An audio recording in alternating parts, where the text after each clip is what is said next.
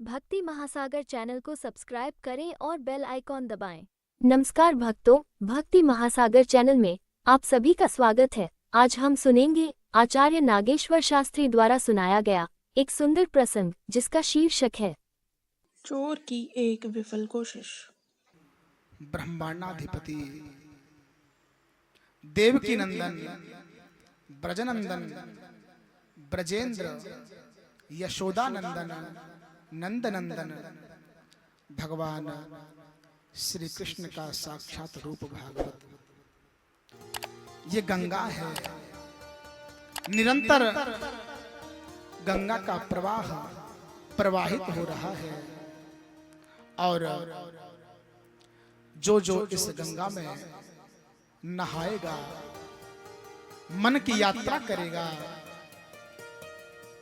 निश्चित उसका कल्याण होगा। वाराह भगवान का अवतार हुआ और वाराह भगवान ने हिरण्याक्ष का वध किया। हिरण्याक्ष और हिरण्यकशिपु, हिरण्य माने होता है सोना और कशिपु माने होता है पलंग। हिरण्य माने होता है सोना और अक्ष माने होती है आंख। हिरण्याक्ष माने लोभ वृत्ति, जिसके नेत्रों में हमेशा स्वर्ण दिखता हो, हिरण्याक्ष है। हिरण्यकशिपु भोग वृत्ति, जिसकी वृत्ति निरंतर भोग में लगी रहती हो, वो है हिरण्यकशिपु। भगवान ने हिरण्याक्ष का वध किया और पृथ्वी को जल पर स्थापित किया। श्री शुकदेव जी महाराज शुक्रताल में यह कथा राजा परीक्षित को सुना रहे हैं। आज तीसरा दिवस है। शुकदेव जी ने राजा परीक्षित से पूछा कि परीक्षित, आज तृतीय दिवस है, निरंतर तुम कथा का पान कर रहे हो, शायद तुमको भूख लगी हो, शायद तुमको प्यास लगी हो। परीक्षित कहते हैं, भगवान न मुझे भूख है न प्यास है, क्योंकि जिस अमृत का मैं पान कर रहा हूं उससे मेरी तृप्ति हो चुकी है। भगवान का हृदय में परीक्षित ध्यान कर रहे हैं। परमात्मा हमारे हृदय में ही है। हरि व्यापक सर्वत्र समाना, प्रेम ते प्रकट हो ही में जाना। हम जगह जगह भगवान को खोजते हैं। एक जौहरी था, तो उसके पास बहुत सारे मोती थे, कीमती मोती। अपनी डिब्बियां खोल करके वो मोती दिखा रहा था। प्रायः दिखाते हैं सब सुनार जौहरी। 5-6 लोग बैठे हुए थे, उनमें एक चोर भी बैठा हुआ था। तो जौहरी ने कहा कि ये दुनिया के नामी मोतियों से एक ये मोती मेरे पास भी है, ये रात में चमकता है,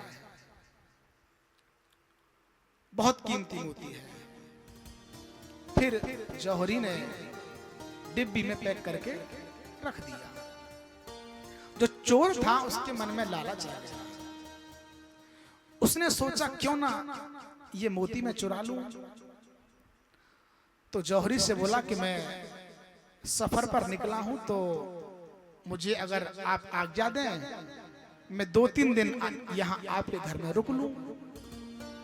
जौहरी समझ गया कि ये चोर है, मेरा मोती चुराना चाहता है, इसके मन में खोट है। लेकिन जौहरी बुद्धिमान था, बोला ठीक है रुक जाओ, कोई बात नहीं। रुक गया। दोनों ने खाना खाया। खाना खाने के बाद जब सोने की बारी आई तो जौहरी ने अपनी कमीज उतारी और उस चोर ने भी अपनी कमीज उतारी। लेकिन जौहरी ने क्या किया, जो कीमती मोती था वो मोती जौहरी की कमीज की जेब में रख दिया और खुद बेफिक्र होकर सो गया। चोर को लगा कि जौहरी सो गया। रात्रि में उठा तो उसने उसका जो डिब्बियां थी टटोली, पूरी दुकान टटोली, लेकिन उसे कहीं कुछ नहीं मिला। फिर लगा कि दिन निकलने वाला है, जौहरी जाग जाएगा, वो भी आके बिस्तर में सो गया। सुबह जैसे ही जागे तो जौहरी ने नजर बचा करके वो कीमती मोती वाली डिब्बी चोर की कमीज से निकाल के अपनी जेब में रख ली। जब दोनों नाश्ते पर बैठे तो चोर ने कहा कि रात में आपके मोती की चमक चमक दिखाई दी नहीं। तो जौहरी ने जेब से निकाला, कहा कि मेरे पास ही तो है, डिब्बी में बंद था इसलिए चमक चमक दिखाई दी नहीं। अच्छा, चोर ने सोचा कोई बात नहीं, आज फिर सही। फिर पूरा दिन गुजरा, रात्रि में खाना खाया, सोने का समय हुआ। जौहरी ने नजर बचा करके कीमती मोती पुनः चोर की कमीज में रख दिया और खुद बेफिक्र होकर सो गया। रात में फिर जगा, फिर इसने पूरी दुकान टटोली, कहीं कुछ नहीं मिला। फिर लगा कि जौहरी जागने वाला है, फिर सो गया। जब दोनों जगे, नजर बचा करके जौहरी ने कीमती मोती चोर की जेब से निकाला, अपनी जेब में रख लिया। जब नाश्ते पर बैठे तो फिर पूछा कि रात में पुनः आपकी वो मोती की चमक दमक दिखाई दी नहीं। फिर निकाला जेब में, बोले मेरी जेब में तो था। अब ये आश्चर्य में कि मैंने इसकी जेब टटोली, कमीज टटोली, पैंट टटोला, पूरी दुकान टटोली, तो ये रखता कहाँ है। सोचा चलो आज फिर सही। फिर वही हुआ, रात्रि में सोए, नजर बचा करके जौहरी ने मोती चोर की जेब में रख दिया, बेफिक्र होकर के सो गया। फिर इसने टटोला, इसके अंगों को भी देखा, कहीं कुछ नहीं, फिर सो गया।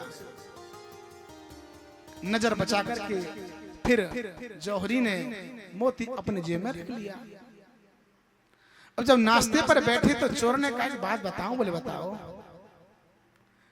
सच्चाई तो यह है कि मैं चोर था और मैं ये मोती चुराना चाहता था, लेकिन आप मेरे भी उस्ताद निकले। चलो जो बात है सो ठीक है, लेकिन बस ये बता दो तुम इस मोती को रखते कहाँ थे, बस इतना जानना चाहता हूं। जौहरी ने कहा दूसरों की जेब टटोलते रहे और अपनी जेब में झांक के देखा भी नहीं। यही राज है। हम भगवान को मंदिरों में खोजते हैं, मस्जिदों में खोजते हैं, गुरुद्वारों में खोजते हैं, लेकिन मिलता नहीं है, क्योंकि बाहर कहीं है ही नहीं, हमारे अंदर ही है। अगर अंदर उतर जाओगे तो सच में उसका सुराग मिल जाएगा, और जो भ्रांति है उसको ढूंढने की जो खोज है वो खोज भी खत्म हो जाएगी। तो राजा परीक्षित कहते हैं कि मैं तो अपने अंतःकरण में ही उस ब्रह्म को, उस परमात्मा को देख रहा हूँ। भक्ति महासागर चैनल को सब्सक्राइब करें और बेल आइकॉन दबाएं।